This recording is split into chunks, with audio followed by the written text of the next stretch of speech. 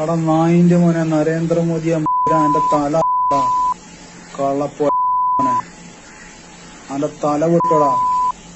വെള്ളിയാഴ്ച ദിവസം എന്റെ ഇരിക്കൂടാ നായിന്റെ മോനെ. അയ്യോ വണക്കം. എടാ ഡാഷ് മോനെ നരേന്ദ്രമോദി നിന്റെ തല അറക്കുമെടാ. സ്വാഭാവികമായിട്ടും ഇത് പറയുന്നവൻ്റെ ചേതോവികാരം നമുക്ക് മനസ്സിലാകും. അവൻ ഏത് മതവിഭാഗക്കാരനാണ് എന്നൊന്നും നമുക്കറിയില്ല. അവൻ്റെ ഡീറ്റെയിൽസ് ഒന്നും ഇപ്പോൾ പുറത്തു വന്നിട്ടില്ല. പക്ഷേ സമൂഹ മാധ്യമങ്ങളിൽ ഇന്ത്യൻ പ്രധാനമന്ത്രി നരേന്ദ്രമോദിയുടെ തല വെട്ടാനായിട്ട് ഇവൻ ആഹ്വാനം ചെയ്തിട്ടുണ്ട്. നിൻ്റെ തല അറുക്കുമെടാമെന്ന് പറയുന്നവൻ്റെ മതം നമുക്കറിയില്ല. പക്ഷേ മീശയൊക്കെ കുറച്ച് നല്ലപോലെ താടിയൊക്കെ വളർത്തിയ ഒരു വ്യക്തിയാണ്. പോരാത്തതിന് ഇവൻ വെള്ളിയാഴ്ച ദിവസം നരേന്ദ്രമോദിയുടെ തലയിറക്കും എന്നാണ് പ്രധാനമായിട്ടും പറയുന്നത്. എന്താണ് ഈ വെള്ളിയാഴ്ച ദിവസം ഇവൻ ഈ തലയിറക്കും എന്ന് പറഞ്ഞതിൻ്റെ പിന്നിലെ മതപരമായിട്ടുള്ളൊരു കാരണം അറിഞ്ഞാൽ എനിക്ക് കൊള്ളാവുന്നുണ്ട്. ഇനിയിപ്പം നരേന്ദ്രമോദി മാത്രം പേടിച്ചാൽ മതിയോ, അല്ലെങ്കിൽ നമ്മുടെ നാട്ടിലെ വേറെ പല ആൾക്കാരും പേടിക്കണമോ എന്നുള്ളതും കൂടെ നമുക്കതിനകത്തൂടെ വ്യക്തമാവുമല്ലോ. നരേന്ദ്രമോദിയുടെ തലയെറുക്കാനും തലയെടുക്കാനും ആഗ്രഹിക്കുന്ന ഒരുപാടെണ്ണം നമ്മുടെ നാട്ടിൽ തന്നെ ഇഷ്ടം പോലെ ഉണ്ട് എന്ന് അറിയാത്തത് കൊണ്ടല്ല. ഇങ്ങനെയുള്ള ആൾക്കാരെയൊക്കെ നമ്മൾ വിമർശിക്കുമ്പോൾ അവന്മാർ ജനാധിപത്യത്തിൻ്റെ മേലങ്കി എടുത്തണിയും, മതേതരത്വത്തിൻ്റെ മേലങ്കി എടുത്തണിയും, സംഘി ഭീകരതയുടെ മേലങ്കി അവന്മാരെടുത്ത് അങ്ങണിയും. കാരണം ഇങ്ങനെയുള്ള സാഹചര്യങ്ങളിലൊക്കെ അതാണ് അത്യുത്തമമായിട്ടുള്ള ഒരു പ്രതിരോധ കവചം എന്ന് അവന്മാർക്ക് നല്ലതുപോലെ അറിയാം. പിന്നെ അവന്മാരുടെയൊക്കെ ബേസിക് ആയിട്ടുള്ള ഇൻസ്റ്റിങ്ക്റ്റ് എന്ന് പറയുന്നത് ഇന്ത്യൻ പ്രധാനമന്ത്രി നരേന്ദ്രമോദി വന്നതിന് ശേഷം ഇവന്മാരുടെ പല കാര്യങ്ങളും പല ഉഡായിപ്പുകളും നടക്കുന്നില്ല എന്നുള്ളതാണ് പ്രധാനപ്പെട്ട ഒരു കാര്യം എന്ന് പറയുന്നത്. ഇവന്മാരുടെ പല ഉഡായിപ്പുകളും നടക്കുന്നില്ല എന്ന് പറയുമ്പോഴും നമ്മുടെ നാട്ടിലെ സാധാരണപ്പെട്ട ജനങ്ങൾക്ക്, ഭൂരിഭാഗം ജനങ്ങൾക്കും ഇന്ത്യൻ പ്രധാനമന്ത്രിയായി നരേന്ദ്രമോദി വന്നപ്പോൾ നമ്മുടെ നാട്ടിലുണ്ടാകുന്ന അഭൂതപൂർവമായിട്ടുള്ള മാറ്റങ്ങൾ, ഡെവലപ്മെൻറ്റ്സ് അവർക്ക് കണ്ണിന് നേരെ കൃത്യമായിട്ട് കാണാനായിട്ട് സാധിക്കുന്നുണ്ട്. അവരുടെ ജീവിതത്തിൽ തന്നെ ഉണ്ടാകുന്ന പല മാറ്റങ്ങൾ അവർക്ക് അനുഭവിച്ചറിയാനായിട്ട് സാധിക്കുന്നുണ്ട്. ചുരുക്കം ചില കാര്യങ്ങളിൽ മാത്രം ജനങ്ങൾക്ക് വലിയ രീതിയിലുള്ള പ്രതിഷേധം ഉടലെടുക്കുന്നുണ്ട്. അതപ്പം തന്നെ ഇന്ത്യൻ പ്രധാനമന്ത്രി നരേന്ദ്രമോദി ഈ പ്രതിഷേധം ന്യായമാണ് എന്ന് പറഞ്ഞ ആ കാര്യങ്ങളിൽ പിറകിലോട്ട് പോകാറുമുണ്ട്. അതിൻ്റെ ഏറ്റവും വലിയ ഉദാഹരണമാണ് അടുത്തിടെ വന്ന E20 പെട്രോൾ എന്ന് പറയുന്ന പെട്രോളിൻ്റെ കാര്യം എന്ന് പറയുന്നത്.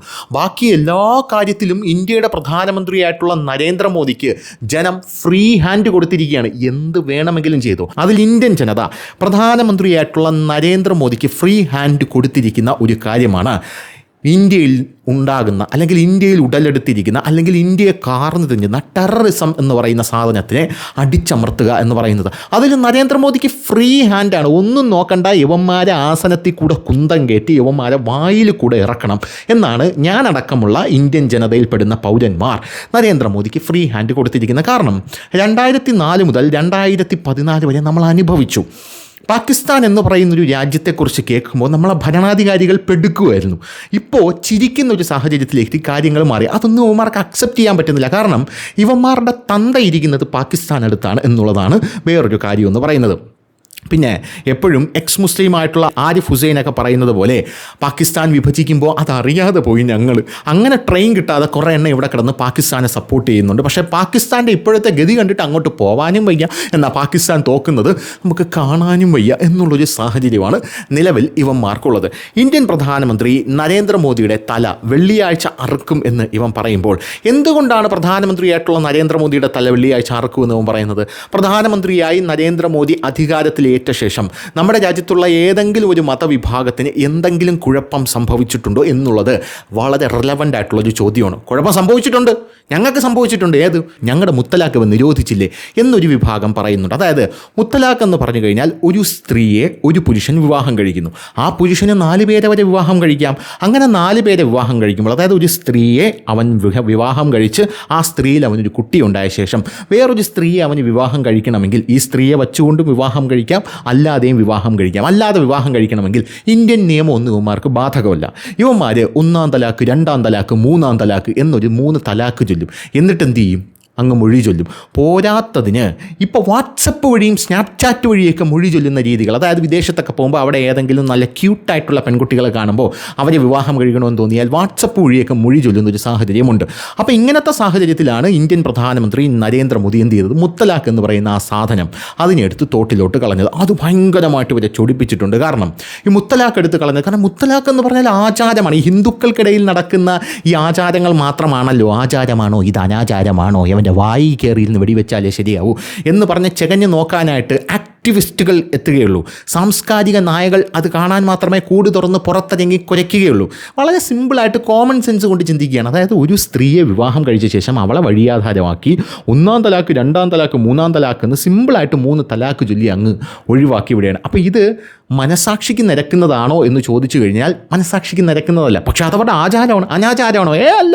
അതെന്തുകൊണ്ടല്ല? അതല്ല എന്ന് പറഞ്ഞാലല്ല. അല്ല എന്ന് നമ്മൾ അസന്നിഗ്ധമായിട്ട് പറയുകയാണെങ്കിൽ ഞങ്ങളുടെ കഴുത്തിന് മേലെ തല കാണില്ല എന്നറിയാവുന്നത് കൊണ്ടാണ് ഞങ്ങൾ അല്ല എന്ന് അസന്നിഗ്ധമായിട്ട് പറയാത്തതെന്ന് ചില സാംസ്കാരിക നായകർ പറയുന്നു. പിന്നെ അവരുടെ ചേതോ വികാരം നമുക്ക് മനസ്സിലാകാം. അവർക്ക് വേറൊരു സാധനത്തിന് ഉറപ്പില്ല എന്ന് നമ്മുടെ നാട്ടിലുള്ള ആൾക്കാർ പറയുമല്ലോ. അതുപോലെ ആ സാധനത്തിന് അവർക്ക് ഉറപ്പില്ലാത്തത് കൊണ്ടായിരിക്കും അവരങ്ങനെ പറയുന്നത്. പിന്നെ കശ്മീരിലെ 370 എന്ന് പറയുന്ന ആ ഒരു അനുച്ഛേദം എന്ത് ചെയ്തു? അമിത്ഷാ എടുത്ത് റദ്ദാക്കി കളഞ്ഞു. അതായത് കശ്മീരെങ്കിലും നമ്മുടെ പാകിസ്ഥാനുമായിട്ട് ചേരും. കശ്മീർ പാകിസ്ഥാനുമായിട്ട് ചേർന്ന് പാകിസ്ഥാനും കശ്മീരും കൂടെ ഒരുമിച്ച് നിന്ന് യുദ്ധം ചെയ്ത് എന്ത് ചെയ്യും? ഇന്ത്യ പിടിച്ചെടുക്കുമെന്ന് മനക്കോട്ട കെട്ടിയിരിക്കുന്ന ഒരുപാട് സുഡാപ്പികൾ നമ്മുടെ നാട്ടിൽ ഇങ്ങനെ ജീവിച്ചിരിപ്പുണ്ടായിരുന്നു. അവന്മാരുടെ എല്ലാം അണ്ണാക്കിലടിച്ചുകൊണ്ടാണ് അമിത്ഷാ കശ്മീരിൻ്റെ 370 അനുച്ഛേദം എടുത്ത് തോട്ടിലേക്ക് കളഞ്ഞത്. ഇപ്പോൾ കശ്മീരിൽ വരുന്ന വികസനം എന്ന് പറഞ്ഞു കഴിഞ്ഞാൽ അത് കണ്ട് അന്തം വിട്ട് കുന്തം വിഴുങ്ങി പാക് അധീന കശ്മീരിലെ ജനങ്ങൾ പോലും നമ്മുടെ അടുത്തേക്ക്, അതായത് ഇന്ത്യയുമായിട്ട് ലയിക്കണം, ഞങ്ങൾക്ക് അവരുമായിട്ട് വ്യാപാര ബന്ധം ചെയ്യണമെന്ന് പറയുമ്പോൾ ഇവിടെ വലിയ പ്രൊട്ടസ്റ്റ് നടന്നുകൊണ്ടിരിക്കുകയാണ് പാക് അധീന കശ്മീരിൽ. അത് രണ്ടാമത്തെ കാര്യം. മൂന്നാമത്തെ സംഭവമാണ് നമ്മുടെ രാജ്യത്ത് വലിയ രീതിയിൽ പ്രതിഷേധത്തിനിടയാക്കിയ പൗരത്വ നിയമ ഭേദഗതി പ്രതിഷേധം എന്ന് പറയുന്നത്. ഈ പൗരത്വ നിയമ ഭേദഗതി പ്രതിഷേധം വന്നപ്പോൾ ഇന്ത്യൻ പ്രധാനമന്ത്രി നരേന്ദ്രമോദി അതിനകത്തിട്ട് ഓടിച്ചിട്ട് പിടിക്കുക എന്ന് പറഞ്ഞ യുവമാരെല്ലാം കൂടെ തെരുവിലേക്ക് ഇറങ്ങി. അങ്ങനെ തെരുവിലേക്ക് ഇറങ്ങിയപ്പോൾ ദൈവം പോലും നരേന്ദ്രമോദിയുടെ കൂടെയാണെന്ന് പറഞ്ഞുകൊണ്ട് ആ സമയത്ത് ഒരു കോവിഡ് അങ്ങോട്ട് വന്നു. ആ കോവിഡ് വന്നപ്പോഴാണ് ജന്തർ മന്ത്രറിലെല്ലാം കുത്തവച്ചിരുന്ന യുവമാരെല്ലാം എന്ത് ചെയ്തത്? കോവിഡ് തൂത്തുവിറക്കിക്കൊണ്ട് പോകുന്നുമ്പോൾ മര്യാദയ്ക്ക് കുട്ടൻ ചട്ടിയൊക്കെ ആയിട്ട് വീട്ടിലോട്ട് പൊക്കമെന്ന് പറഞ്ഞപ്പോൾ യുവമാർ എണിച്ചു പോവുക മാത്രമല്ല, ആ കോവിഡ് സമയത്ത് ഇന്ത്യ എന്താണ് ചെയ്തത്? ഇന്ത്യ ആ കോവിഡ് സമയത്ത് ലോക രാജ്യങ്ങൾക്ക് വാക്സിൻ ഉണ്ടാക്കി നമ്മൾ വിതരണം ചെയ്യുകയാണ് ചെയ്തത് എന്നുള്ളത് മറ്റൊരു തിരിച്ചടിയായി ഇപ്പോൾ യുവമാർ. കാരണം യുവമാർക്ക് നിലവിലുള്ള പ്രശ്നമെന്ന് പറഞ്ഞാൽ, ഞാനൊരു പ്രമുഖ നിരീക്ഷകരുമായിട്ട് സംസാരിച്ചപ്പോൾ അദ്ദേഹം ഒരു മുസ്ലിമാണ്. അദ്ദേഹം എന്നോട് പറഞ്ഞൊരു കാര്യമുണ്ട്. ഇന്ത്യൻ പ്രധാനമന്ത്രിയായിട്ട് നരേന്ദ്രമോദി ഇനി താഴെ ഇറങ്ങണമെങ്കിൽ ആകപ്പാടെ ഒരു വഴി മാത്രമേ ഉള്ളൂ. ഒന്നുകിൽ നമ്മുടെ രാജ്യത്ത് അതിഭീകരമായിട്ടുള്ള പട്ടിണി വന്ന് ആൾക്കാരും മരിച്ച് വീഴണം. അത് നടക്കാൻ സാധ്യതയില്ല. കാരണം നമ്മുടെ ചരച്ചാജി എന്ന് പറയുന്ന നമ്മുടെ പണ്ഡിറ്റ് ചരച്ചാജി അദ്ദേഹം അധികാരത്തിൽ വന്ന ശേഷം പഞ്ചവത്സര പദ്ധതി കൊണ്ടുവന്നു. പഞ്ചവത്സര പദ്ധതി എന്ന് പറഞ്ഞാൽ അദ്ദേഹത്തിൻ്റെ ബുദ്ധിയിൽ ഉദിച്ച ഒരു യമണ്ടൻ ഐഡിയ ആയിരുന്നു ഇന്ത്യയെ കരകയറ്റാൻ വേണ്ടിയിട്ട്. അങ്ങനെ അത് കൊണ്ടുവന്നതിന് ശേഷം എന്ത് ചെയ്തു? 5 വർഷം നമുക്കൊരു കാര്യത്തിൽ ഫോക്കസ് ചെയ്യാം. ഈ 5 വർഷം കൃഷിയിലാണെങ്കിൽ അടുത്ത 5 വർഷം നമുക്ക് മറ്റെന്തെങ്കിലും ഫോക്കസ് ചെയ്യാം. 5 വർഷം അങ്ങനെ കൃഷിയിൽ ഫോക്കസ് ചെയ്ത് അടുത്ത 5 വർഷം വേറെ എന്തെങ്കിലും പോകുമ്പോൾ അതെല്ലാം കൂടെ ഇടിഞ്ഞു മുടിഞ്ഞ് താഴെ പോകും. അങ്ങനെ 2014 ഇന്ത്യയുടെ പ്രധാനമന്ത്രിയായിട്ട് നരേന്ദ്രമോദി വന്നപ്പോൾ സ്ക്രാച്ചിൽ നിന്ന് തുടങ്ങേണ്ടി വന്നു. അതായത് കക്കൂസ് പോലും കെട്ടിക്കൊടുക്കേണ്ട ഒരു അവസ്ഥ വന്നു. ഒരു രാജ്യത്തെ ജനങ്ങൾക്ക് അടിസ്ഥാനപരമായിട്ട് വേണ്ടത് എന്താണ്? കക്കൂസ് വേണം, ഇല്ലേ? ഒരു വീട്ടിലൊരു കക്കൂസ് വേണം. അതാണല്ലോ നമ്മുടെ അടിസ്ഥാന പ്രാഥമിക സൗകര്യങ്ങളൊക്കെ നിർവഹിക്കുക എന്ന് പറഞ്ഞാൽ ഒരു മനുഷ്യന് അത്യന്താപേക്ഷിതമായിട്ടുള്ള കാര്യമാണ്. അപ്പോൾ അതുപോലും ഇല്ലാതെ കിടന്നൊരു രാജ്യത്തിൽ നിന്നാണ് നമ്മുടെ രാജ്യം ഉയർത്തെഴുന്നേറ്റ് വന്നത്. പിന്നെ ഈ ടെററിസം എന്ന് പറയുന്ന സാധനം അദ്ദേഹം ലോക രാജ്യങ്ങളിൽ മുഴുവൻ ഓടി നടന്ന് ടെററിസത്തിൻ്റെ അണ്ണാക്കിൽ ആപ്പിടിച്ചു കൊടുത്തു എന്നുള്ളത് ഭയങ്കരമായിട്ടുള്ളൊരു തിരിച്ചടിയാണ് നമ്മുടെ നാട്ടിലെ സുഡാപ്പികൾക്ക് ഉണ്ടാക്കിയത്. പക്ഷേ അപ്പോഴും നമ്മുടെ കേരളത്തിലെ സുഡാപ്പികൾ മതേതര മുഖം അണിഞ്ഞുകൊണ്ട് അവരുടെ കമ്മികളും കൂടെ ചേർന്നിട്ടുണ്ട്. എന്ത് ചെയ്തു? സോഷ്യൽ മീഡിയയിലൊക്കെ കയറിയിരുന്ന എവിടെയെങ്കിലും, അതായത് ആരെങ്കിലും എവിടെയെങ്കിലും ഒരു കാക്ക കറണ്ട് അടിച്ച് ചാവുന്നുണ്ടോ എന്ന് നോക്കി ഈ ഉത്തരേന്ത്യയിലെ വാർത്തയൊക്കെ ഉണ്ടല്ലോ, അതായത് ഉത്തരേന്ത്യയിൽ ജയ് ശ്രീരാം വിളിച്ചില്ല, ബീഫിൻ്റെ പേരിൽ അരിങ്കുല എന്നൊക്കെ പറഞ്ഞുകൊണ്ട് വാർത്തകൾ എടുത്തുകൊണ്ടുവന്നു. അത് കത്തിക്കാനുള്ള വലിയ ശ്രമങ്ങളൊക്കെ ഇങ്ങനെ നൈസായിട്ട് നടത്തുന്നുണ്ട്. ഇപ്പോൾ ജന്തർ മന്ത്രറിൽ ഒരു വാവളം താൻ കിടക്കുന്നുണ്ട്.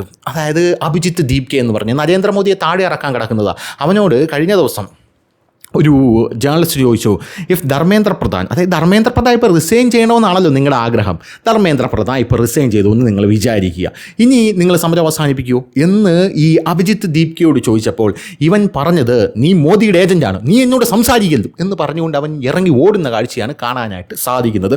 പോരാത്തതിന് അവിടെ പോലീസുകാരൊക്കെ വരുമ്പോൾ ആരെങ്കിലും ഇവനെ ഒന്ന് കൈവയ്ക്കണം. ഇവൻ്റെ ഉദ്ദേശം എന്ന് പറഞ്ഞാൽ പോലീസിന് നമ്മുടെ ഈ യൂറോപ്പിലൊക്കെ കാണൂലേ, യൂറോപ്പിൽ അതായത് ഈ അഭയാർത്ഥി കുട്ടികൾ എന്ത് ചെയ്തു, അവിടെ പോലീസിൻ്റെ മുമ്പിൽ ഇങ്ങനെ കൈകൂപ്പിക്കൊണ്ട് മാനത്തൂക്കി എന്ന് നിൽക്കുന്ന ജഗതിയെ പോലെ നിൽക്കുന്ന ഫോട്ടോസൊക്കെ ഉണ്ടല്ലോ, അതൊക്കെ എടുത്തു കഴിഞ്ഞാൽ ലോക രാജ്യങ്ങൾക്ക് മുമ്പിലിട്ട് ഇന്ത്യയെ നാറ്റിക്കാൻ പറ്റുമെന്ന് നല്ലതുപോലെ അറിയാം. പോരാത്തതിന് അവന് സോഷ്യൽ മീഡിയയിൽ കുറച്ച് പിടിപാടൊക്കെ ഉണ്ട്, അത്യാവശ്യം ബോട്ടൊക്കെ അറിയാം. 23 മില്യൺ നിന്ന് കോക്രോച്ച് ജനതാ പാർട്ടി എന്ന് പറയുന്ന ആ പാർട്ടിയുടെ ഇൻസ്റ്റാഗ്രാം ഫോളോവേഴ്സ് ഇപ്പോൾ 21 മില്യണായിട്ട് ചുരുങ്ങിയിട്ടുണ്ട്.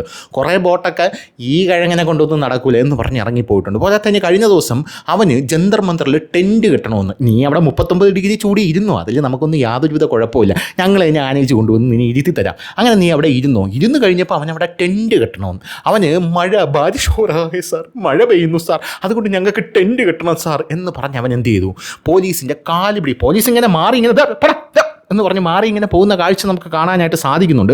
പക്ഷേ അവൻ പോലീസിൻ്റെ പിറകെ വന്നത് പോലീസിൻ്റെ കാലിൽ സാഷ്ടാംഗം വീഴുന്നു, എണീക്കുന്നു. അപ്പോൾ ഇവൻ സാഷ്ടാംഗം വീഴുമ്പോൾ പോലീസ് അവനെ പിടിച്ചെഴുന്നേൽപ്പിക്കാനായിട്ട് അവൻ്റെ കയ്യിൽ ഇങ്ങനെ പിടിക്കുന്നുണ്ട്. കയ്യിൽ ഇങ്ങനെ പിടിക്കുമ്പോൾ ഉടനെ ഇവൻ ആ കൈ തട്ടി മാറ്റിയിട്ട്, സാർ അയ്യോ അടിക്കില്ലേ സാർ, എന്നെ അടിക്കില്ലേ സാർ, ഞാൻ പാവോടെ സാർ, എന്നെ അടിക്കില്ലേ സാർ എന്നെ അറസ്റ്റ് ചെയ്തോട്ട് പോക്കോ സാർ, എന്നെ അടിക്കില്ലേ എന്നൊക്കെ പറഞ്ഞുകൊണ്ട് വലിയ രീതിയിലുള്ള ബഹളമാണ് ഇവ അവിടെ കാണിച്ചുകൊണ്ടിരിക്കുന്നത്. എടാ എഴിച്ചു പോടാ എന്ന് മാത്രമേ ഇവനോടൊക്കെ പറയാനായിട്ടുള്ളൂ. അതായത് ഇന്ത്യയുടെ പ്രധാനമന്ത്രി നരേന്ദ്രമോദിയെ താഴെ ഇറക്കാൻ കാണിക്കുന്ന ഗിമിക്കൾ. ഏറ്റവും വലിയ രസകരമായിട്ടുള്ള കാര്യം എന്ന് പറഞ്ഞാൽ, നരേന്ദ്രമോദി എവിടെയെങ്കിലും പോയി 2 ഫോട്ടോ എടുത്തു കഴിഞ്ഞാൽ ആ ഫോട്ടോ എടുക്കുന്നത് അദ്ദേഹം ലോക നേതാവാണ്, ലോക രാജ്യങ്ങളെ കാണിക്കാനാണ്. ഇന്ത്യയിൽ ഇങ്ങനെ ഡെവലപ്മെൻ്റ് ഒക്കെ നടക്കുന്നുണ്ടെന്ന് കാണിക്കാനും, എവിടെയെങ്കിലും പോയി ആരുമില്ലാത്ത സ്ഥലത്ത് നോക്കി ക്യാമറ നോക്കി കൈവീശി കാണിക്കുന്നു എന്ന്. ഇത് ടി വിയിലൂടെ ലക്ഷക്കണക്കിന് കോടിക്കണക്കിന് ജനങ്ങൾ കാണുന്നുണ്ട്. അതിനാണ് മോദി ഇത് കാണിക്കുന്നത്. അത് നമുക്ക് മനസ്സിലാക്കാം. എവൻ എന്തൊരു പിടുങ്ങാനാണ് ഇത് കാണിക്കുന്നത് എന്ന് എനിക്ക് എത്ര ആലോചിച്ചിട്ടും മനസ്സിലാകുന്നില്ല. അങ്ങനെ ഒരുത്തൻ അവിടെ കിടന്ന് പൊളയ്ക്കുന്നുണ്ട്. അവനിപ്പോൾ ടെൻറ്റ് കിട്ടണം. അപ്പോൾ പോലീസ് പറഞ്ഞത്, ഇവിടെ ടെൻറ്റൊന്നും കെട്ടാൻ പറ്റില്ല, ഇത് റോഡാണ്, പൊതുവഴിയാണ്, ജനങ്ങൾക്ക് അങ്ങോട്ടും ഇങ്ങോട്ടും നടക്കണം. നാളെ നീ വീട് കെട്ടണമെന്ന് പറയുമല്ലോടാ, ഇവിടെ ഇപ്പോൾ ടെൻറ്റ് കെട്ടാൻ നിനക്ക് അനുവാദം തന്നാൽ എന്ന് പറഞ്ഞ് വളരെ ന്യായമായിട്ടുള്ളൊരു കാര്യത്തിനാണ് ഇവൻ അവിടെ കിടന്ന് പ്രതിഷേധിക്കുന്നത്. പോരാത്തതിന് ഇവനെ സപ്പോർട്ട് ചെയ്യാത്ത സകല ആർട്ടിസ്റ്റുകളെയും, അറിയാലോ ഈ കലാരംഗത്തെ ആൾക്കാരൊക്കെ ഇറങ്ങിയാൽ മാത്രമേ സംഭവം ഒന്ന് കൊഴുക്കുകയുള്ളൂ, ആർട്ടിസ്റ്റുകളൊക്കെ ഇവനിപ്പോൾ കിടന്ന് തെറി പറയുന്നുണ്ട്. അപ്പോൾ ഇവനും അവിടെ ബിരിയാണി സപ്ലൈ ചെയ്യാനും ബർഗർ സപ്ലൈ ചെയ്യാനും, അവരെ മതമൊന്നും എനിക്ക് അറിഞ്ഞുകൂടാ, തലയിൽ തൊപ്പി വെച്ച് താടി നീട്ടി വളർത്തിയ മീശയില്ലാത്ത ഒരുപാട് ചേട്ടന്മാർ അവിടെ വരുന്നുണ്ട്. അപ്പോൾ അങ്ങനെ എവിടെ എന്ത് പ്രതിഷേധം മോദിക്കെതിരെ ഉണ്ടായാലും ഉടനെ ഈ തലയിൽ തൊപ്പി വെച്ച് താടി നീട്ടി വളർത്തിയ മീശയില്ലാത്ത ഒരുപാട് ചേട്ടന്മാർ ബിരിയാണിയും ചട്ടിയും കുട്ടുവും ചരിവവും മറ്റേ കുത്തുപോണിയൊക്കെ ആയിട്ട് ഇറങ്ങും. അങ്ങനെ ഒരുപാട് സാധനങ്ങൾ ഇങ്ങനെ ഇറങ്ങുന്നുണ്ട്. സത്യം പറഞ്ഞാൽ ഇവർ ഫ്രസ്ട്രേറ്റഡ് ആയിട്ട് ശ്വാസം മുട്ടി മരിച്ചു പോകുമോ എന്ന് പോലും ചില സമയത്ത് എനിക്ക് തോന്നിയിട്ടുണ്ട്. കാരണം ഒരു മനുഷ്യൻ 2022 അദ്ദേഹം മുഖ്യമന്ത്രിയായി കയറിയതാണ്. 2022 2021 അങ്ങനെ അദ്ദേഹം കയറി, അദ്ദേഹം തുടർച്ചയായി അധികാര സ്ഥാനങ്ങളിൽ മാത്രമാണ് അദ്ദേഹം ഇരിക്കുന്നത്. ആദ്യം അദ്ദേഹം ഗുജറാത്തിൻ്റെ മുഖ്യമന്ത്രിയായി. 2014 ശേഷം ഇന്ത്യയുടെ പ്രധാനമന്ത്രിയായി നരേന്ദ്രമോദി വരുന്നു എന്ന് പറഞ്ഞപ്പോൾ തന്നെ ഇവിടെയുള്ള കുറേ എണ്ണം ഒന്ന് മുറുമുറുത്തു. പോരാത്തതിന് ഗുജറാത്തിനപ്പുറത്തേക്ക് മോദിക്ക് ഒന്നും ഉണ്ടാക്കാൻ സാധിക്കില്ല, നമുക്ക് കാണാം എന്നൊക്കെ പറഞ്ഞുകൊണ്ട് ഇവിടെയുള്ള ചില പറട്ട കിളവന്മാരും സാംസ്കാരിക നായകരും മാധ്യമപ്രവർത്തകരും എന്നൊക്കെ നമ്മൾ പറയും, ചില പറട്ട കടൽ കിഴവന്മാർ നരേന്ദ്രമോദിയെ കുറ്റം പറയുന്നത് നമ്മൾ കണ്ടു. മോദിക്കൊന്നും സംഭവിക്കില്ല എന്ന് അവരുടെ മുമ്പിൽ കൂടെ ഇവന്മാരെ നെഞ്ചത്ത് ചവിട്ടിക്കൊണ്ട് അങ്ങേര് നടന്ന് 2019 അതിലും ഭൂരിപക്ഷത്തിൽ കയറി. പിന്നെയും പറഞ്ഞു ഇനി മോദി വരില്ല. കാരണം എന്ത് ചെയ്തു, ഉള്ള മുരുക് മൂർഖം പാമ്പുകളെല്ലാം ഒന്നിച്ച് കഴിഞ്ഞു, ഇനിയും വരുന്ന ഒരു ചാൻസേ ഇല്ല എന്ന് പറഞ്ഞ് മറ്റേ ഉണ്ടല്ലോ ഇന്ത്യ സഖ്യം കൊണ്ടുവന്ന് മോദിയെ താഴെ ഇറക്കാൻ നോക്കി. അപ്പോഴും അങ്ങേര് വന്ന് 3ാമത്തെ ടേമും വന്ന്. എടാ ഇനി 4ാമത്തെ ടേമും അങ്ങേര് വരും. അങ്ങേര് ജീവിച്ചിരിപ്പുണ്ടെങ്കിൽ 5ാമത്തെ ടേമും അങ്ങേര് വരും. അങ്ങേര് വന്നു കഴിഞ്ഞ് പിന്നെ യോഗി ആദിത്യനാഥ് വരും. അത് കഴിഞ്ഞ് ഒരു ലോഡ് നേതാക്കന്മാരാണ് ഇവിടെ ഇങ്ങനെ കല്യാണം കഴിക്കാത്ത ഈ RSS എന്ന് പറയുന്ന സംഘടനയ്ക്ക് വേണ്ടിയും BJP എന്ന് പറയുന്ന രാഷ്ട്രീയ പാർട്ടിക്ക് വേണ്ടിയും ഇങ്ങനെ ജീവിതം ഒഴിഞ്ഞിവിടെ നിൽക്കുന്നത്. അത് മനസ്സിലാക്കണം. വളരെ കൃത്യമായിട്ടാണ് കാര്യങ്ങളൊക്കെ ഓർഗനൈസ് ചെയ്ത് മുന്നോട്ട് പോകുന്നത്. നീയൊക്കെ സത്യം പറഞ്ഞാൽ ഞാൻ കാര്യം പറഞ്ഞ് നിൻ്റെ അടുത്തൊക്കെ നിനക്കൊക്കെ നെഞ്ചിലെ കല്ലിറങ്ങൂലെന്നറിയാം. എങ്കിലും ഒരു കാര്യം പറയാം, നീയൊക്കെ ഇവിടെ ചിന്തിക്കുന്നത് നരേന്ദ്രമോദി എങ്ങനെ ഇനി 2029 അധികാരത്തിൽ വരാം എന്നാലോചിച്ച് തല പുകയ്ക്കായിരിക്കും എന്നാണ് നീയൊക്കെ ചിന്തിക്കുന്നത്.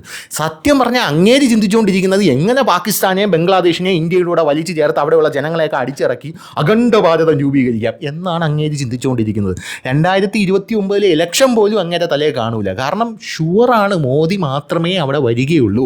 അത് അയാളുടെ പ്രയത്നത്തിൻ്റെ ഒരു ഫലം കൂടെയാണ് എന്നുള്ളതാണ്. അപ്പോൾ അങ്ങനെ ഒരുപാട് കാര്യങ്ങൾ ഇന്ത്യൻ പ്രധാനമന്ത്രി നരേന്ദ്രമോദി ചെയ്യുന്നു. നരേന്ദ്രമോദി നമ്മുടെ രാജ്യത്തെ വൻ വികസനങ്ങൾ, ഇപ്പോൾ ഇന്തോനേഷ്യ പോയിട്ട് വന്നതേ ഉള്ളൂ. ഇന്തോനേഷ്യ പോയിട്ട് വന്നിട്ട് എന്തൊക്കെ കരാറാണ് അവിടെ അങ്ങേര് ഒപ്പുവെച്ചതെന്ന് ചുമ്മാ ഒന്ന് പരിശോധിച്ച് നോക്ക്, വായിക്കാൻ അറിയാമെങ്കിൽ ഒന്ന് പരിശോധിച്ച് നോക്ക്. അത് കഴിഞ്ഞ് അങ്ങേര് നേരെ പോയിരിക്കുന്നത് ഓസ്ട്രേലിയയിലോട്ടാണ്. അവിടെ നിന്ന് നമ്മുടെ ആണവ പോർമുനകൾ വികസിപ്പിക്കാനും ഓസ്ട്രേലിയയുമായിട്ട് എത്ര $1 ബില്യൺ കരാറാണ് അവിടെ ഒപ്പുവെച്ചിരിക്കുന്നത് പരിശോധിച്ച് നോക്കുക. പിന്നെ 40 വർഷത്തിൽ ഇന്ത്യയിലെ ഒരു പ്രധാനമന്ത്രിയും പോകാത്ത ന്യൂസിലൻഡിലോട്ട് മോദി പോയി ഇപ്പോൾ അവിടെ നിൽക്കുകയാണ്. മോദി അവിടെ എന്താണ് ചെയ്തത് എന്ന് വെറുതെ നീയൊക്കെ ഒന്ന് പരിശോധിച്ച് നോക്ക്, ചുമ്മാ ഒന്ന് പരിശോധിച്ച് നോക്ക്. ഇവിടെയൊക്കെ എന്താണെന്നും ഇവിടുത്തെ ജിയോ പൊളിറ്റിക്സ് എന്താണെന്നും നമ്മളെ എതിർക്കുന്ന ഏത് രാജ്യവുമായിട്ടാണ് ഇവർക്കും എതിർപ്പുള്ളതെന്നും അതുകൊണ്ട് തന്നെ ആ രാജ്യത്തിന് ചെക്ക് വയ്ക്കാൻ നമ്മൾ എന്തൊക്കെയാണ് ചെയ്തുകൊണ്ടിരിക്കുന്നതും എന്നൊക്കെ നീയൊക്കെ വെറുതെ ഒന്ന് പരിശോധിച്ച് നോക്ക്. UAE പരമോന്നത പുരസ്കാരം കിട്ടി, സൗദി അറേബ്യയിലെ കിട്ടി. ലോകത്തിലെ ഏറ്റവും വലിയ മുസ്ലിം രാഷ്ട്രമാണ് ഇന്തോനേഷ്യ.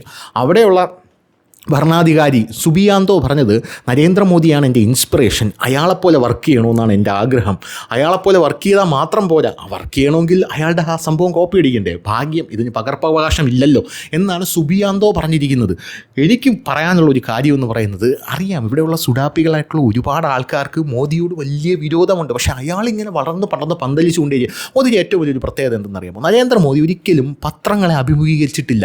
കഴിഞ്ഞ ദിവസം നരേന്ദ്രമോദിയുടെ ഒരു പ്രസംഗം കാണാൻ ഇടയായി. ആ പ്രസംഗം ഗുജറാത്ത് മുഖ്യമന്ത്രിയായിരുന്നപ്പോൾ നരേന്ദ്രമോദി നടത്തിയ പ്രസംഗമാണ്. ഇൻസ്റ്റാഗ്രാമിൽ എൻ്റെ ഫീഡിൽ കയറി വന്നതാണ്. അതിൽ മോദി പറയുന്നൊരു കാര്യമുണ്ട്. മോദി പല വികസന പ്രവർത്തനങ്ങളും ഗുജറാത്തിൽ നടക്കുന്നതിനെക്കുറിച്ച് പറയുന്നുണ്ട്. വലിയൊരു ജനക്കൂട്ടം, കുറേ മാധ്യമപ്രവർത്തകർ ഇരിപ്പുണ്ട്. ഇതിനകത്ത് മോദി ഇങ്ങനെ പല പല പല കാര്യങ്ങൾ ഇങ്ങനെ പറഞ്ഞു കഴിഞ്ഞ ശേഷം ഒരു പത്രപ്രവർത്തകൻ അതിനകത്ത് ഗുജറാത്ത് കലാപത്തെക്കുറിച്ച് ചോദിച്ചു. ഗുജറാത്ത് കലാപത്തെക്കുറിച്ച് മോദി ചോദിച്ചപ്പം മോദി ഒരു ഡയലോഗ് അവിടെ അടിച്ചു. ആ ഡയലോഗ് വളരെ ചിരി പടർത്തി, പക്ഷേ അത് വളരെ സത്യമായിട്ടുള്ള കാര്യമാണ്. മോദി പറഞ്ഞു, അബേ ദേഖോ, അതായത് ഇപ്പം നോക്കൂ, ഞാൻ ഇത്രയും നേരം വികസനത്തെക്കുറിച്ച് പറഞ്ഞു. ഒരു വേട്ടാവളിയന് പോലും ആ പേനയെടുത്ത് ഞാൻ എന്താണ് പറയുന്നതെന്നോ എന്ത് വികസനമാണ് ഇവിടെ നടന്നതെന്നോ എഴുതേണ്ട ആവശ്യമില്ല. അതായത് മോദി ചെയ്യുന്ന വികസനത്തിൻ്റെ കാര്യങ്ങളോ അദ്ദേഹം ചെയ്യുന്ന പറയുന്ന കാര്യങ്ങളോ ഒന്നും ഇവർക്ക് നോട്ട് ചെയ്യേണ്ട. ഗുജറാത്ത് കലാപത്തെക്കുറിച്ച് ഒരുത്തൻ ചോദിച്ചപ്പം പേനയും പേപ്പറൊക്കെ ഇവിടെ എന്ന് പറഞ്ഞ് എടുത്തിട്ട് പറ എന്ന് പറഞ്ഞ് ഇങ്ങനെ അവന്മാർ എഴുതാനായിട്ട് നിൽക്കുകയാണ്. ഇതാണ് ഇവിടുത്തെ മാധ്യമങ്ങളുടെ കുഴപ്പമെന്ന്. അങ്ങനെയുള്ള മാധ്യമങ്ങളെ നമ്മൾ പരിഗണിക്കേണ്ട ആവശ്യമില്ല. അതില്ലാതെ തന്നെ മോദിക്ക് എന്തുണ്ട്, കൃത്യമായിട്ട് ജനങ്ങളുടെ മുമ്പിൽ അയാൾ കാര്യം അവതരിപ്പിക്കുന്നുണ്ട്, കാര്യം ചെയ്യുന്നുണ്ട്. നീയൊക്കെ എതിർക്കും തോറും അങ്ങേരെന്താണ് അതൊക്കെ വളമാക്കി എടുത്തുകൊണ്ട് അങ്ങേര് തഴച്ച് വളർന്നുകൊണ്ടിരിക്കുകയാണെന്നുള്ളതാണ് മറ്റൊരു കാര്യം. ഞാൻ വീണ്ടും സുഡാപ്പികളോട് പറയുന്നു, നിന്നെയൊന്നും കൊണ്ടാൽ കൂട്ടിയാൽ കൂടില്ല. പോരാത്തതിന് നിനക്കൊന്നും ഇവിടെ ഒരു പട്ടിയുടെ വില പോലും നിലവിൽ ഇല്ല. കാരണം മതമൗലികവാദം എന്ന് പറയുന്ന സാധനം നമ്മുടെ രാജ്യത്ത് അടിച്ചൊതുക്കി ചാക്കി കെട്ടിക്കഴിഞ്ഞു. അപ്പോൾ ഇനി എന്തെങ്കിലും പറഞ്ഞ് തല പൊക്കിക്കഴിഞ്ഞാൽ അപ്പം എന്താ, ഇത് മനസ്സിലുണ്ടല്ലോ, അതങ്ങനെ പോവില്ല. മനസ്സിലുള്ള കഴിഞ്ഞ ദിവസം മുഹമ്മദ് സനൂഫ് എന്ന് പറഞ്ഞ ഒരുത്തനെ നമ്മുടെ കേരള പോലീസ് തൂക്കിയിട്ടുണ്ട്. അങ്ങ് ഗൾഫിൽ ഇരുന്നു കൊണ്ട് ഇന്ത്യ പാകിസ്ഥാൻ പിടിച്ചെടുക്കണം, ഇന്ത്യൻ സൈന്യവുമായിട്ട് ഞാൻ യുദ്ധം ചെയ്യാൻ ഇറങ്ങും, കാഫറുകളെ മുഴുവൻ കൊല്ലും എന്നൊക്കെ പറഞ്ഞ് ഒരുത്തനെ പിടിച്ചുകൊണ്ട് പോയിട്ടുണ്ട്. അതുപോലെ ഒരുത്തൻ വന്നിപ്പോൾ പറയുകയാണ്, പ്രധാനമന്ത്രിയായിട്ടുള്ള നരേന്ദ്രമോദിയുടെ തല ഞാൻ അറുക്കും, തല ഞാൻ വെട്ടും, പ്രധാനമന്ത്രി മറ്റേ മോനാണ് മറിച്ച മോനാണ് എന്നൊക്കെ ഇവൻ പറയുന്നുണ്ട്. ഇനി ഇവൻ മദ്യലഹരിയിലാണോ ഇതൊക്കെ പറഞ്ഞതെന്ന് എനിക്ക് അറിഞ്ഞുകൂടാ. അങ്ങനെ പറഞ്ഞൊരു മാപ്പ് വരാനാണ് സാധ്യത. എന്തായാലും NIA നോട്ടം ഇട്ടിട്ടുണ്ട്, കേസ് പോയിട്ടുണ്ട്. വെള്ളിയാഴ്ച ദിവസം തന്നെ അവന് തല വെട്ടണം എന്ന് പറഞ്ഞ ആ ചേതോവികാരം എന്താണെന്ന് എനിക്ക് കൂടെ ഒന്ന് അറിയണമല്ലോ. പിന്നെ ഞാൻ വീണ്ടും പറയുന്നു, അതായത് എൻ്റെ ഒരു സെൽഫ് സാറ്റിസ്ഫാക്ഷന് വേണ്ടി പറയുന്നതാണ്. എടാ, നിനക്കൊന്നും ഈ നാട്ടിലൊരു വിലയില്ല. പോരാത്തതിന് നിൻ്റെ ഒന്നും ഒരു വോട്ട് കൊണ്ടല്ല അങ്ങേൻ്റെ അവിടെ കയറിയിരിക്കുന്നു. അങ്ങേർക്ക് കൃത്യമായിട്ട് എന്താണ് ചെയ്യേണ്ടത്, എവിടെയാണ് ചെയ്യേണ്ടതെന്ന് നല്ലപോലെ അറിയാം. ഇനിയിപ്പോൾ നാളെ ഡീലിമിറ്റേഷൻ വന്നു കഴിഞ്ഞാൽ കേരളത്തിനൊരു സ്ഥാനമില്ല, കേന്ദ്രത്തിലൊരു പിടിയില്ല. അതായത് മോദിക്ക് നോർത്ത് ഇന്ത്യയിൽ വോട്ട് കൊണ്ട് മാത്രം കയറാം അങ്ങ് നിയമസഭയിൽ എന്ന് ഇവന്മാർ പറയുന്നുണ്ടല്ലോ. ഇപ്പോൾ കേരളത്തിന് വല്ല സ്ഥാനമുണ്ടോ? അല്ല, 2014 മോദി വന്നപ്പോൾ കേരളത്തിൽ BJPയുടെ MP സീറ്റ് 0. തമിഴ്നാട്ടിൽ 1 ഉണ്ടെന്ന് തോന്നുന്നു, പൊൻ രാധാകൃഷ്ണൻ എന്തോ ജയിച്ചു. 2019 ആയപ്പോഴോ കേരളത്തിൽ 0, തമിഴ്നാട്ടിൽ 0. അങ്ങനെയാണ് പൊക്കോണ്ടിരിക്കുന്നത്. അപ്പോൾ ഇങ്ങനെ ഇപ്പോഴും കേരളത്തിനും തമിഴ്നാട്ടിനൊന്നും ഒരു സംഭവമില്ല മോദി എവിടെ കയറുന്നതിൽ. അന്നുമില്ല ഇന്നുമില്ല. അപ്പോൾ ഇനി നാളെ ഡീലിമിറ്റേഷൻ വന്നു കഴിഞ്ഞാൽ നമ്മളെല്ലാം ഇപ്പോൾ പുറത്താക്കും എന്ന് പറഞ്ഞൊരു കൊണയടിയുമാർ നടത്തുന്നുണ്ട്. അതൊക്കെ കൊണകളാണെന്ന് ഇവിടെയുള്ള നാട്ടിലെ ജനങ്ങൾക്ക് മനസ്സിലായി. ഞാൻ ഒരു കാര്യം പറയട്ടെ, മോദിയെ വെറുക്കുന്നവർ പോലെ സുഡാപ്പികൾ ഒഴികെ നിനക്കൊന്നും മോദിയെ സ്നേഹിക്കാൻ പറ്റില്ല. കാരണം നീ മതം പുഴുങ്ങിത്തിന്ന് ജീവിക്കുന്ന ഒരു വർഗ്ഗമാണ്. അതുകൊണ്ട് ഒരിക്കലും നിനക്കൊന്ന് സ്നേഹിക്കാനോ അല്ലെങ്കിൽ അങ്ങനെ ചെയ്യുന്ന കാര്യങ്ങൾ അംഗീകരിക്കാനോ പറ്റത്തില്ല. മതമാണ് വലുതും പ്രശ്നവും എന്ന് പറഞ്ഞ് നടക്കുന്ന ഒരു ടീമാണ്. അതുകൊണ്ട് അത് മോദി എന്ത് ചെയ്യുന്നില്ല, അങ്ങോട്ട് മോദി നോക്കുന്ന പോലുമില്ല. ഇവിടെ സാധാരണ ഇന്ത്യക്കാരുണ്ട്, സാധാരണ നിഷ്പക്ഷരായിട്ടുള്ള നിഷ്കളങ്കരായിട്ടുള്ള ഇന്ത്യക്കാരുണ്ട്, ഇന്ത്യൻ പൗരന്മാരുണ്ട്. അവർ കൃത്യമായിട്ട് എന്ത് ചെയ്യുന്നുണ്ട്, മോദിയെ വാച്ച് ചെയ്യുന്നുണ്ട്, മോദി ചെയ്യുന്ന കാര്യങ്ങൾ അനലൈസ് ചെയ്യുന്നുണ്ട്. മോദിക്ക് അവരെന്ത് ചെയ്യുന്നുണ്ട്, കൃത്യമായിട്ടുള്ള മാൻഡേറ്റ് അവരെ ഹൃദയത്തിൽ നിന്നെടുത്ത് കൊടുക്കുന്നുണ്ട്. ഞാൻ വീണ്ടും പറയുന്നു, നിന്നെ കൊണ്ടൊന്നും ഒരു ചുക്കും ചുണ്ണാകുമ്പോൾ ചെയ്യാൻ പറ്റില്ല. അപ്പം ശരി.